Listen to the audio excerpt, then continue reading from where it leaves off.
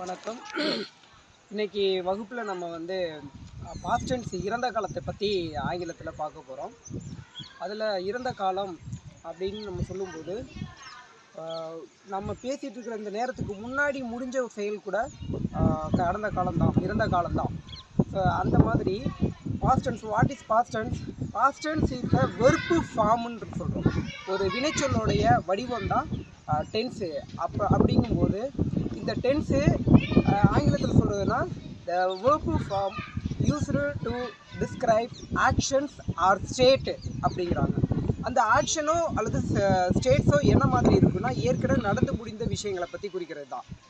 Actions or states that have already happened அப்படிங்கிறாங்க. ஏற்கனவே கொஞ்சம் நேரத்துக்கு முன்னாடி முடிஞ்சதாக இருக்கலாம், இல்லை ஒரு வருடத்துக்கு முன்னாடி முடிந்த ஒரு விஷயமா கூட இருக்கலாம். அதுதான் பாஸ்ட் டென்ஸ் அப்படின்னு சொல்லுவோம்.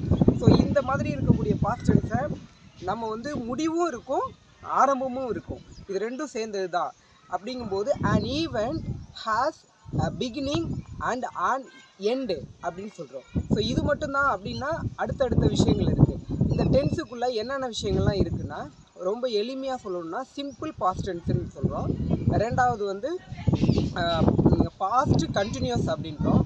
மூணாவது பாஸ்ட் பர்ஃபெக்ட் டென்ஸு. நாலாவது பாஸ்ட் பர்ஃபெக்ட் கண்டினியூஸ்னு மொத்தம் 4 வகையான நிலைகள் இருக்குது.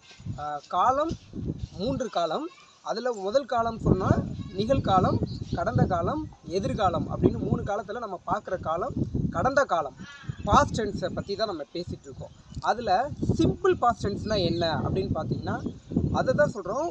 ஏற்கனவே முடிந்த ஒரு செயல் அது எவ்வளவு ஒரு நேரத்தில் முடிஞ்சிருக்கு, ஒரு குறிப்பிட்ட நேரத்தில் முடிவடைந்த செயல்களை சொல்வது சிம்பிள் பாஸ்ட் டென்ஸு அப்படிங்கிறாங்க. ஆங்கிலத்தில் சொல்லணும்னா simple past tense refers to an action. அந்த ஆக்ஷன் எப்போ முடிஞ்சிருக்கும்? கம்ப்ளீட்டட் ஆக்ஷனாக இருக்கும். At a specific time in the past அப்படின்னு சொல்கிறோம். ஒரு குறிப்பிட்ட நேரத்தில் முடிவடைந்த செயல். உதாரணத்துக்கு சொன்னோன்னா, இப்போ நான் ஒரு கடைக்கு போயிட்டு நேற்றுக்கு பொருள் வாங்கினேன் அப்படின்னு சொல்கிறது, நேற்றுக்கு கடைக்கு போய் பொருள் வாங்கினது முடிவடைந்த ஒரு செயல். So I walked to the store yesterday, அதோட முடிச்சுக்கிறோம். இது சிம்பிள் பாஸ்ட் டென்ஸை பற்றி சொல்கிறோம். ரெண்டாவதாக பாஸ்ட் கண்டினியூஸ் அப்படின்னு ஒன்று சொல்கிறோம். அது பாஸ்ட் கண்டினியூஸ்னால் என்ன? கடந்த காலத்தில் ஒரு நிகழ்வு நடக்கும்போது அதுக்கு முன்னாடி ஒரு நிகழ்வு தொடர்ந்து நடைபெற்றிருக்குன்னு வச்சுக்கோங்களேன். அதுதான் கடந்த கால தொடர் நிகழ்வு அப்படின்றோம். அது எந்த இடங்களில் நம்ம பயன்படுத்துகிறோம் அப்படின்னு போகிறதுக்கு முன்னாடி பாஸ்ட் டென்ஸ்னால் ஆங்கிலத்தில் என்ன, பாஸ்ட் கண்டினியூஸ்னால் என்ன அப்படின்னா, past continuous to describe an action that was ongoing அப்படின்னு சொல்கிறோம்.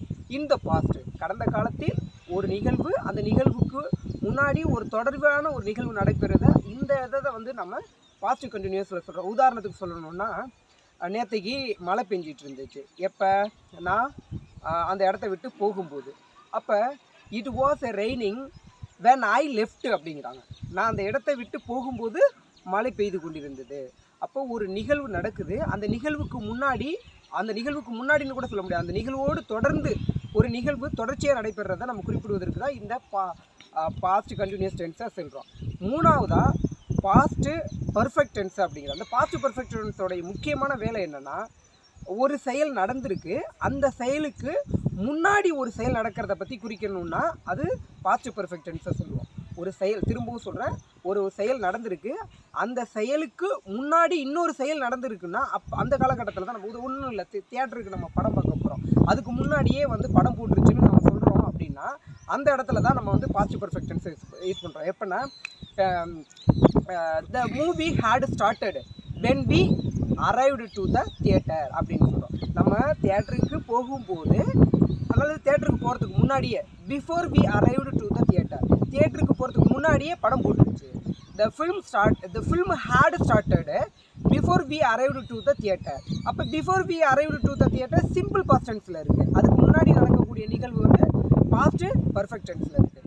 இது மூணாவது. நான்காவதாவது பாஸ்ட் பர்ஃபெக்ட் கண்டினியூஸ்னு சொல்கிறோம். இந்த பாஸ்ட் பர்ஃபெக்ட் கண்டினியூஸ் என்னன்னா, அதே மெத்தட் தான்.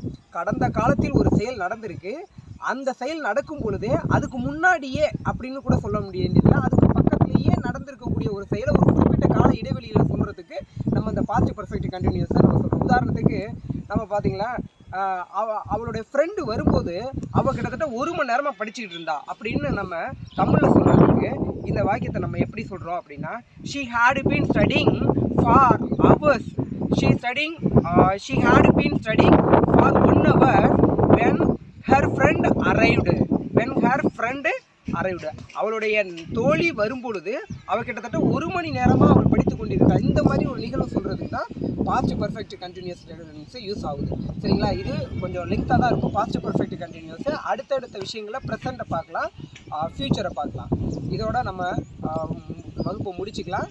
எங்களுடைய வீடியோவை தொடர்ந்து பார்த்து சப்ஸ்கிரைப் செய்து எங்களுக்கு ஆக்கமும் ஊக்கமும் தருமாறு வேண்டி கேட்டுக்கொள்கிறோம். நன்றி, வணக்கம்.